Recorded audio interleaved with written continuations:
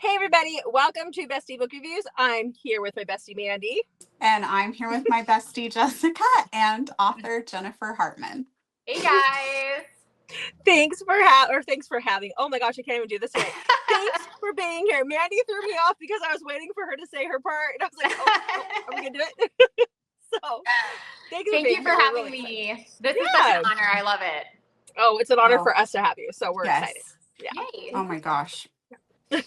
I think that I'm not even getting to the questions and I already just want to chat with you, but I'm pretty sure you were one of the very first dark romance authors I ever read. Jessica told me to read Still Beating. Yes. And I read it and I was like, what is she making me read?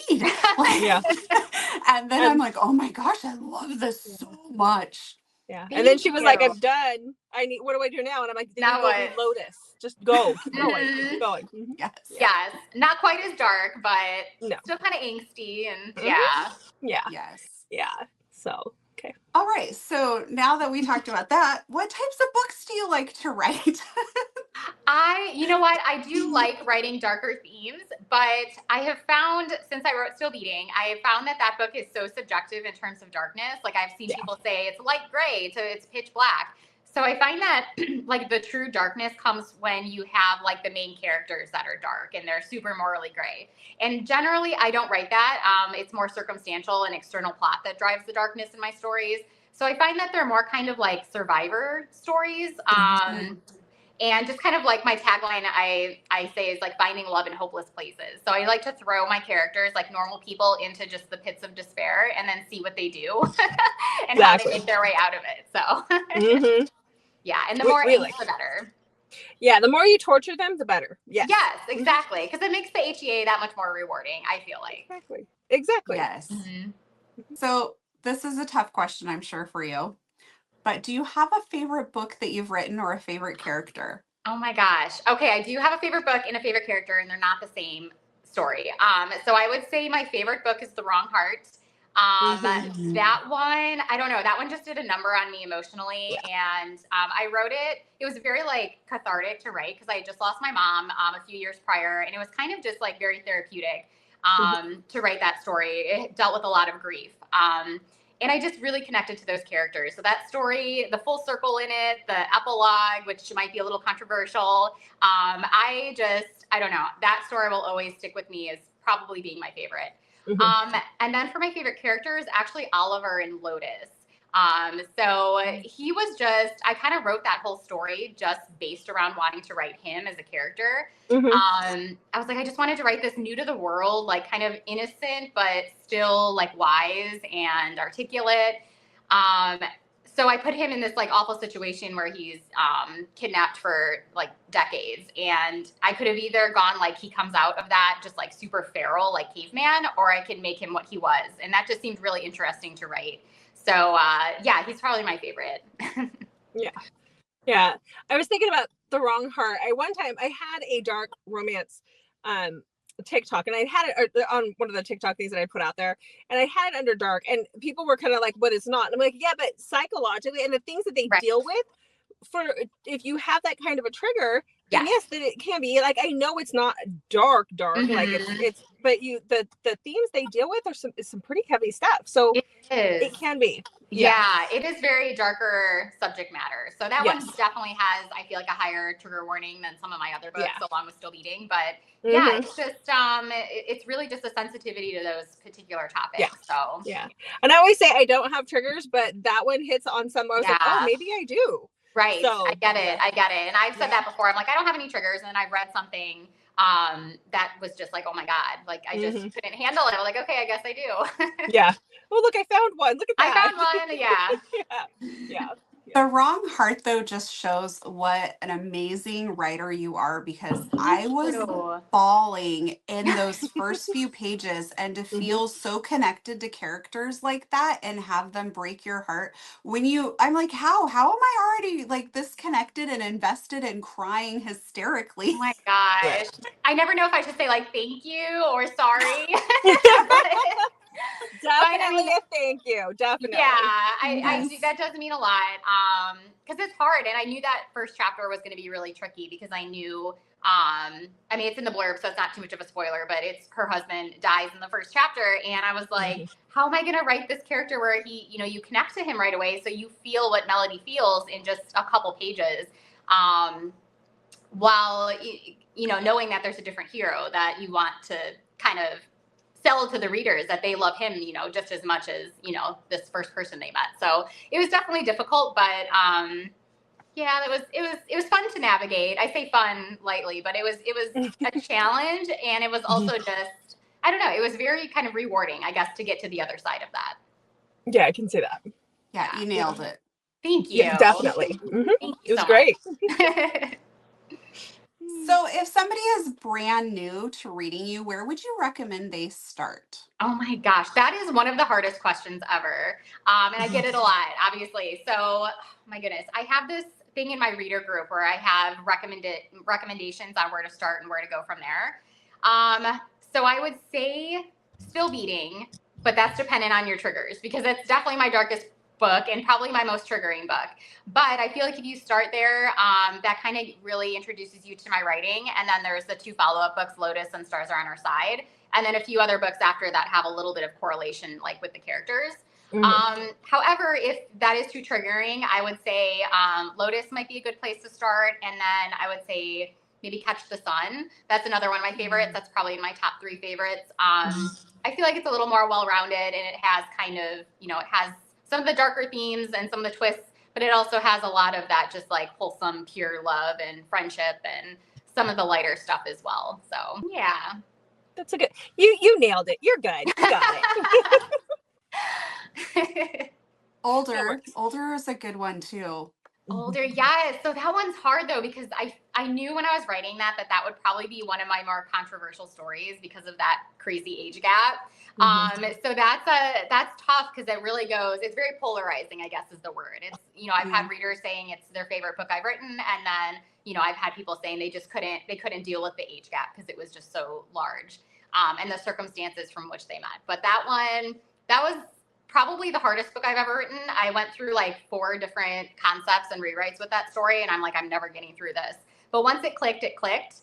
But yeah, that was really hard to navigate because you don't want that relationship to feel like icky or anything like that. And I really wanted to focus on the mental and emotional connection there, and how that turned into what it was in the end and not just like the physical. So I think that's kind of the key to focus on. Another one of my favorites. Thank you. I'm such a 90s girl. I was born in like the mid 80s, but I just like the 90s is my decade. So the fact that I could write that was so much fun. Definitely. Yes. That was the first thing that Mandy said to me when she finished it. She's like, oh my gosh, it's got like all the 90s in it. Such a vibe. Exactly. I loved it. Thank you. So can you share what you're currently working on or any upcoming projects? Yeah. So currently I'm working on nothing. I'm in the middle of, so I have a book coming out next week actually. And then I finished a book that is coming out in August through my publisher. So I'm kind of in that weird limbo in between stage where I'm plotting out and testing different story ideas. So hopefully I'll start writing something next month. But as for my current release, that's a co-write with my dear friend, Shelly St. Clair. So we teamed up and wrote something. I don't want to say it's similar to Still Beating because it's a very different story, but it does have a lot of the same themes where 2 people are kidnapped together. But this one is almost like, I didn't go into it like this, but people have compared it and I'm like, you're kind of right. It's kind of like a dark, twisted Love is Blind. And there's this wall between them and they are forced to bond and kind of rely on each other to escape. And then it goes through the aftermath, from there. So that one was very fun to write. That's called Irreversible. And then my next book is coming out in August, and I'm actually releasing the title and the blurb next month. So I'm very excited to share that one, but it's totally different than this one. It's kind of a mix between young adult and new adult. Mostly takes place in their early 20s, and it's fake dating. I was dying to write the fake dating trope, but put my like angsty spin on it. And it was probably the most like enjoyable book I've written. So I'm very excited to share that one with you guys. Ooh, I can't wait. I love fake dating. It was so fun. Yes, fake dating and also like Hollywood Guy and Ordinary Girl with that had like a backstory. They have some history together. So it was a blast. I'm very excited for that one. That's exciting. I can't wait. I just finished Irreversible. I got the arc for it, which I was so excited to get. Oh my gosh, I didn't realize. That's so exciting. Yes, yeah, I've heard about it for days. Oh my gosh. I mean, not like So not good. like giveaway, but like I've heard about how great it is for days. So yeah. Yeah. Yes, it was fun. The Irreversible story was in my head for like the last 3 years, and I kept going back and stopping, going back. And I was like, I just felt like I had to bring Shelly, she's like my author bestie, on board, and I knew she was gonna just like bring the story to life to where I just got stuck. And yeah, sure enough, we just had so much fun writing it together. We really kind of blend well. So okay, so that leads us into our next question, but then I have another question about Irreversible. Let's do it.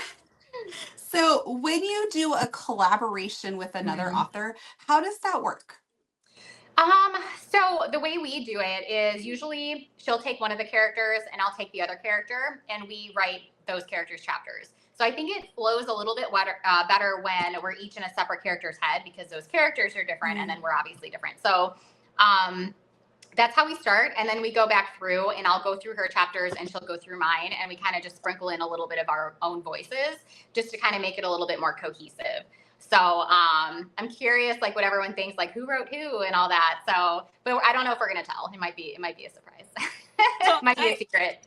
I assume that when that happens, you have to have a pretty detailed outline, because you have to know what's going to happen in certain chapters if you guys are writing two different POVs. You know what? I would love to say that, but we do not. Okay. We are just like, they call it pantsers, which is like fly by the seat of your pants. Once you co-write, you do have to have a little bit of like, okay, what's going on in the next chapter? But that was basically just us waking up one morning and drinking our coffee and be like, all right, so what happens today? And then we would kind of discuss it for a little bit, and then we would dive in. But as for a detailed outline, I envy all the authors that can do that, because it probably makes their lives so much easier. But it's basically just chaos, and it's chaos that comes together in the end. And I've just learned to kind of accept the process. And I personally, and I think Shelly works better too, when we just like are in the moment and we go through it with the characters, because things can change so quickly. So yeah, that's really interesting. Like I'm really surprised that you guys, the way you did that. Yeah, me too. Yeah, I was really curious about how that works. Yeah, it's fun, and we seem to have a system down, even though it's not much of like a system, but it works for us. So we're excited. We're going to be having 2 more books in the Irreversible world, I guess you could say. So we're already kind of plotting out to, our version of plotting out, which is just throwing ideas back and forth. The next story, so that should be coming probably sometime next year, and we're excited to get into it. Okay, that was what my other question was, because you said that your next book wasn't until August, but then there was definitely like, I mean, it said that there would be more in the world. So I'm like, but wait, when is that going to happen? I know. Okay. Yeah, it's so hard. We have all these and we have other co-writers we want to write too, but it's tough because I have a traditional publisher as well. So I have deadlines with them in contracts. So I have to get certain books out, and there's time frames in which you can and can't release. So it's kind of a delicate situation with releasing books there. So yeah, I have my Bloom book coming out in August, and then I do have another Bloom coming out next spring, and then likely the next Irreversible book will be like summer or fall of next year. But there might be some leeway where we can move it up a little bit. We'll see what happens, how fast we can write, I guess. Right. So some of the books that you write go through Bloom, and the other ones are indie published, right? You do both. Okay. Yes. Yeah. I'm always curious, because like you hear like, oh, this author got picked up, but it's typically the book gets picked up versus the author getting picked up lately. Yeah. Sometimes I think it's different in different scenarios. Like some authors only do traditional publishing, like that they write their book, submit it to a publisher, and that's their career. Where a lot, like in this new day and age, a lot of authors got started independently, and then the business model for a lot of the publishers now are to pick up the book or a couple of books with the promise of a new book, and then they'll pick up some of your backlist. Like I know Bloom picked up Older, so that's going to be releasing in May with some pretty sprayed edges. So yeah, it's kind of a mix. So when there's a story that like I just want to write on my own and just kind of do on my own, then I'll release that, and just have to be wary of like the time frame, because I don't want like to cannibalize the books. Like 2 releasing on top of each other. So yeah.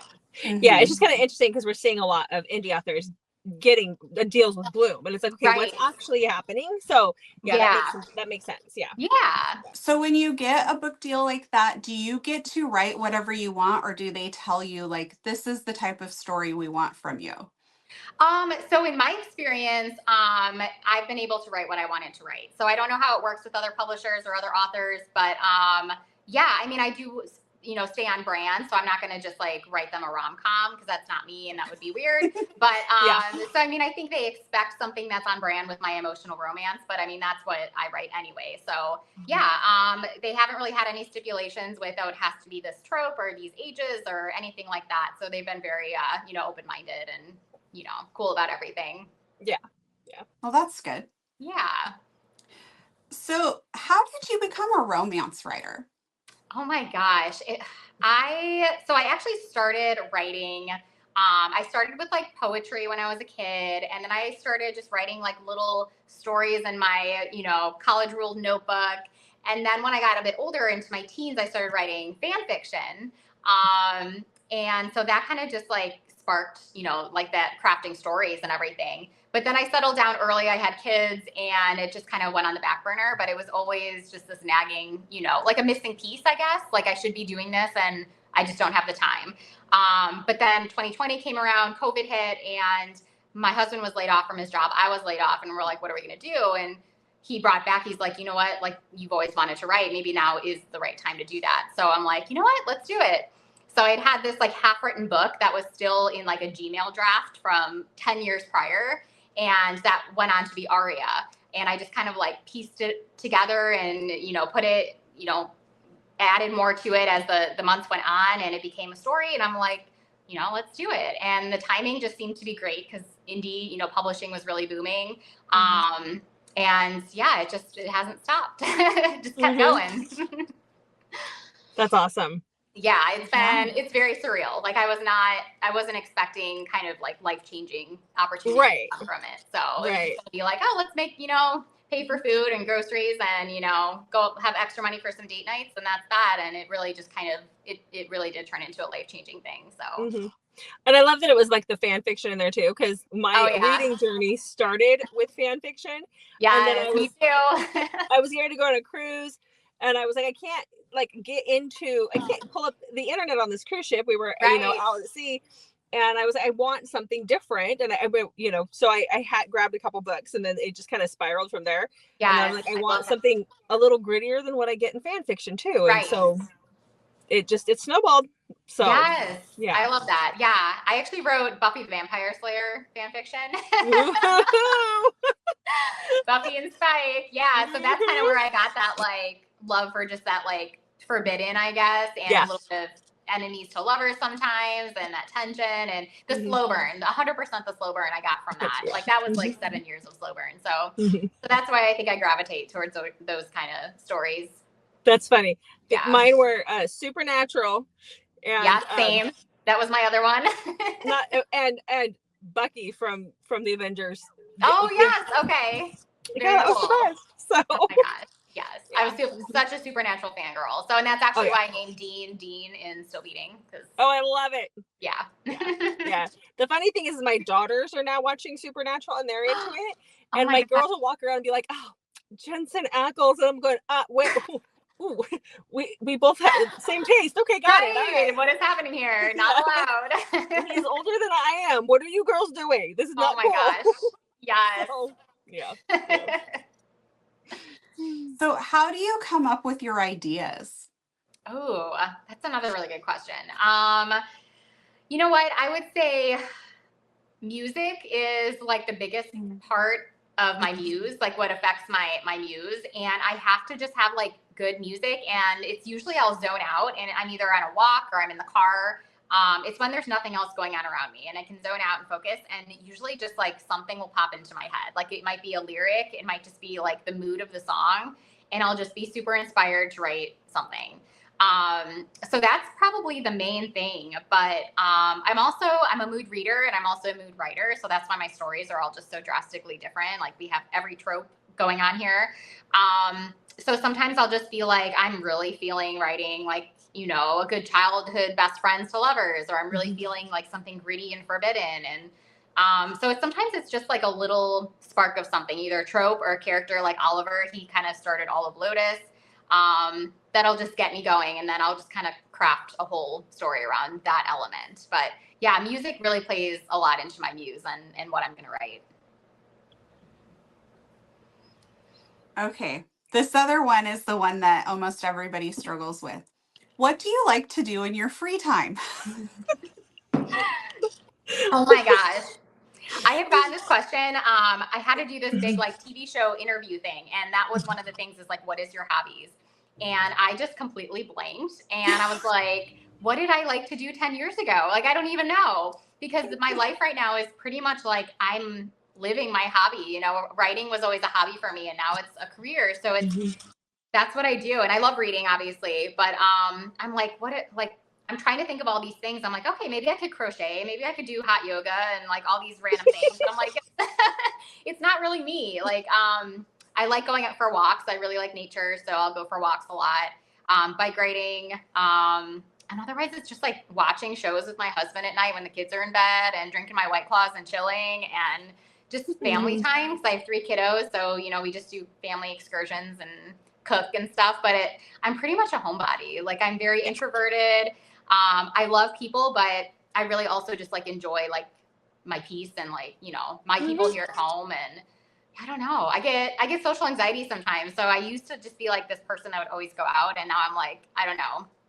It's harder these days. I'm just so used to working from home and being here, but yeah. I get that. Yeah. I always panic when people ask me, I have hobbies. I know Right. I just can't tell you what they are. Yeah. I know. I'm right there with you. Exactly. So we find that a lot of authors are always writing under deadlines. So they're like, free time, what's that? Yeah. Yeah, exactly. Yeah. And I totally get that. So for me, writing has become such like a part of me. I feel like something is missing when I'm not doing it. So right now I have this book release coming out. So that has luckily taken up a lot of my time, because I don't know what I'd be doing with myself. Like, I don't have an idea yet for a book. Like, I have a couple little ideas, but nothing is really like meshed together where I'm like, this is it. And I'm like, I feel so lost. Like, I feel so lost. Like, there's a missing piece right now. So just trying to focus on the release, because there's a lot of external noise that comes with, you know, the excitement of that and other things going on. But yeah, I'm excited to just kind of buckle down next month and get in the zone and just, you know, write, because then I can feel like me again. Right. Yeah. So who are some of your favorite authors or favorite books that you've read? Oh my gosh. So I am all about like the slow burn emotional authors. So I love Mia Sheridan. Who else? Jewel E. Ann. I love her stories. And luckily she writes books so fast. So I feel like I always have something to read from her, which is great.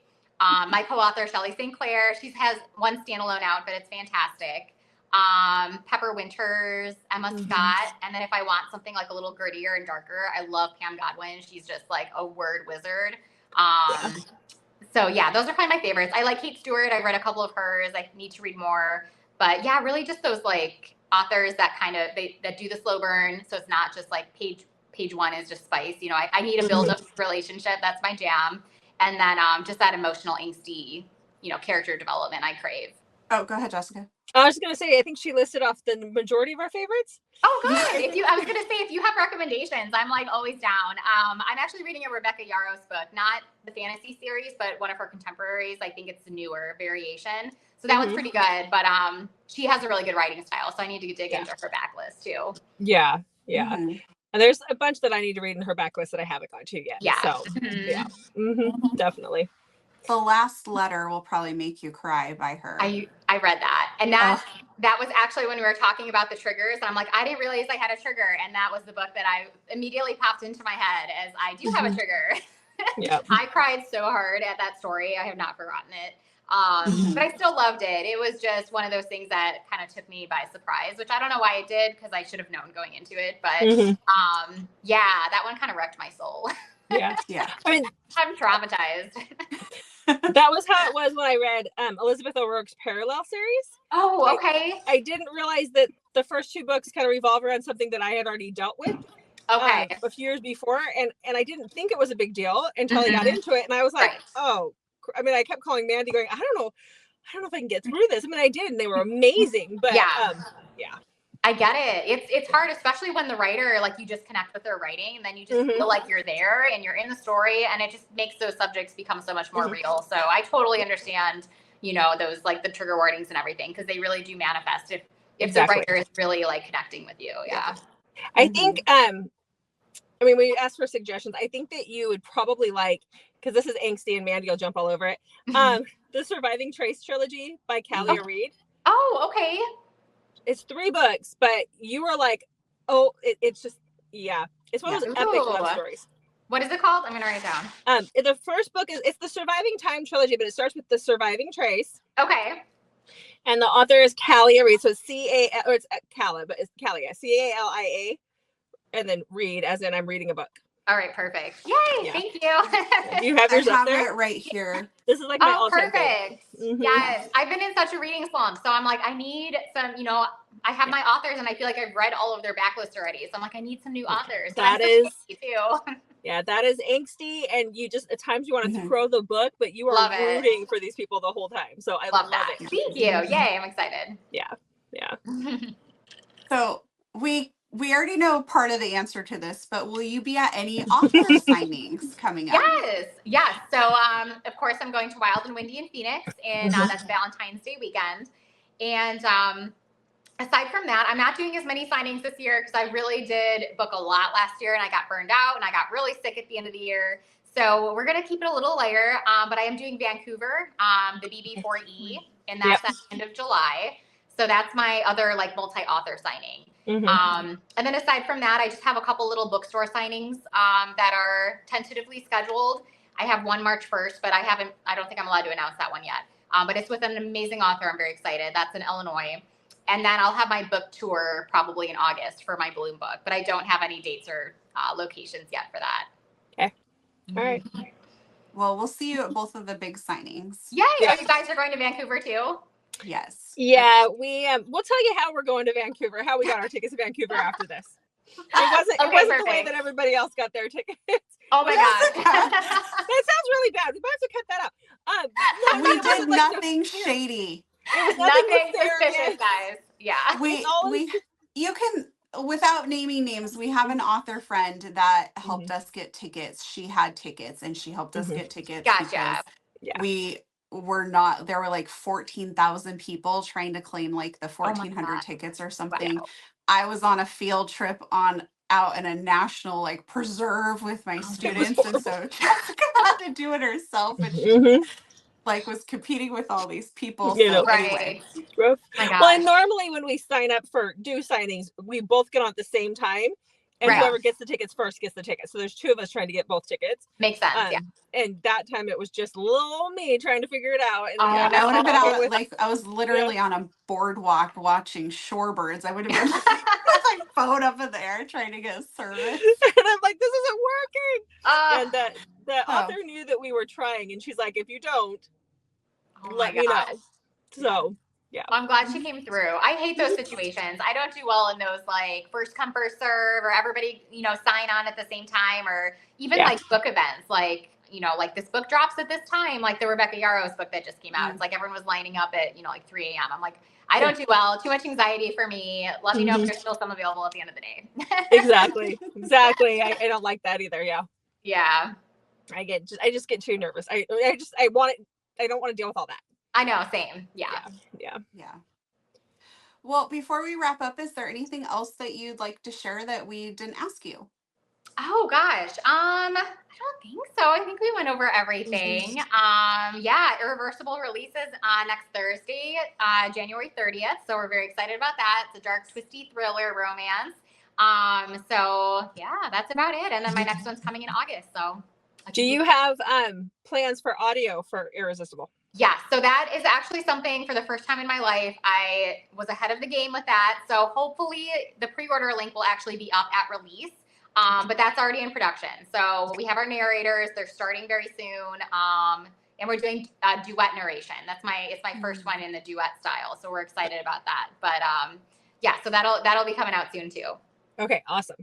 Yes. Yeah, grab Irreversible. So good. Thank Not you. disappointed. I'm so glad you liked it. Loved it. Loved it so much. Yay.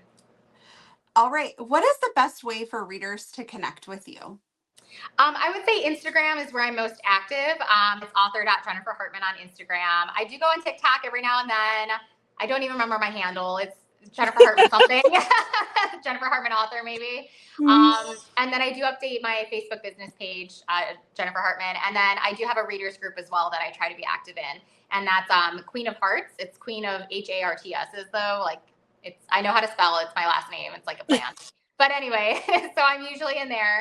But yeah, I try to be social, on social media a lot. I try to be really interactive with readers. So if you guys have a question or anything, just hit me up. Perfect. All right. Well, thank you so much for being here. This We're just is so honored to have you. I love it. I'm so honored that you guys had me on. I really appreciate your time. Of course. And thanks to everybody who's out there watching. We'll see you in the next video. Bye.